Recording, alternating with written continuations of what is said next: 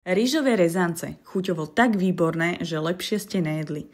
Začneme krevetami, na ktoré sa ma často pýtate, kúpujem ich v Lidli a sú to tieto mrazené, nepredvarené, čo je základ a istota dobrého mäsa. Stačí ich vložiť do vlažnej vody a po 3 minútach sa dajú jednoducho očistiť. Na krevety dáme sezamový olej, červenú papriku, soľ a korenie. Opečieme ich z oboch strán, každú stranu zhruba 1 minútu. Veľkosťou sú menšie, čiže im viac netreba. Krevety dáme bokom a na panvici si necháme rozvoniať cesnak so zázvorom a trochou čili. Papriky si nakrájame na pásiky a mrkvu nastrúhame na takéto hrubšie vlasy. Zeleninu pridáme do panvice a restujeme na vyššej teplote zhruba 4 minúty.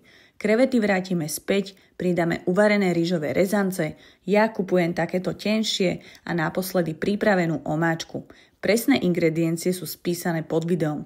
Dôkladne premiešame, pridáme ešte jarnú cibulku a môžeme vychutnávať. Sú úžasné a ja vám prajem dobrú chuť.